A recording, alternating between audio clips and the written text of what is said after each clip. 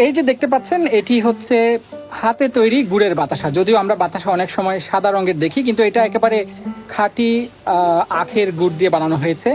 এবং এই বাতাসাগুলো বানানো হয় মানিকগঞ্জের ভাটারা বাজারের পাশেই বণিকপাড়ায়।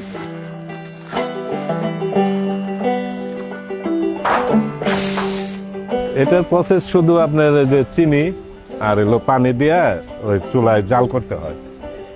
জাল করে 5-10 মিনিট জাল করার পর চিনিটা ঘন হয়ে আসলে একটা মানে আঠালো হয়ে আসে, তারপরে গোটা দেয় যে বাতাসা ঢালি। এই এসব কাজ তো পরিশ্রমের কাজই। আর লাভের মধ্যে মনে করেন যে ওই আমরা প্রতি কেজিতে 10-15 টাকা এরকম লাভ থাকে। চিনির দাম যদি বেশি থাকে তাহলে মালের দামও একটু বেশি পড়ে, কারণ সম্পূর্ণই তো চিনি, আর কোনো কিছু না, শুধু চিনি আর পানি। কদমা নামে আরও একটি মিষ্টান্ন বানান এসব কারিগররা, তবে এটি তৈরি করতে হয় একটু ভিন্নভাবে। চিনি রে জাল দিয়ে পাগা নিয়ে তারপরে পাটায় ঢাললাম, ঢাইলাই যে টানতেছি, এটা ভাঁজ দিয়ে কদমা কাটুন, এটা যত টানুন ততই সাদা হয়ে যাবো, এটা টানার উপরে সাদা।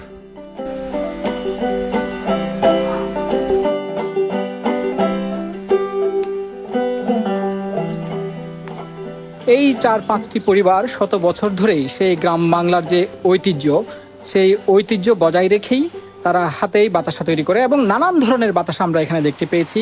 এগুলা হলো সাজ খেলনা, মাথায় আছে এই যে ঘোড়া হাতে, এই হাতি, এটা হাতে, এটা পাখি, এটা হলো মুরগ।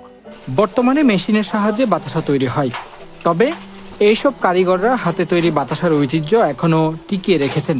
মিশিং এরটা ধরেন অনেক, ওইটা আমাকে কিন্তু চলবো না। ওটা হলো আমাকে, এটা টেম্পার আছে 1 মাস 2 মাস কিচ্ছু হবে না। মিশিং এরটা বেশি স্বাদ না। যেমন মুড়ি বাজে ধরেন মিশিং এ বাজে না, আর হাতে বাজা মুড়ি কেজিতে হলো 30-40 টাকা বেশি। কারণটা কি? ওটা সুস্বাদই আলাদা। চৈত্র সংক্রান্তি ও পহেলা বৈশাখকে কেন্দ্র করে ব্যস্ততা বাড়ে এইসব কারিগরদের। টাঙ্গাইল, গাজীপুর, ওই ঢাকা থেকেও আসে, আবার ওই সিরাজগঞ্জ বা ওই যে আরিচা, এসব জায়গা থেকে আসে। এটা চাহিদাটা হচ্ছে আপনার মেলা খেলার উপর নির্ভর করে। আর যে পয়লা বৈশাখেও চাহিদা, চৈত্র সংক্রান্তির মেলা, পয়লা বৈশাখের মেলা তো সারা বাংলাদেশেই হয়।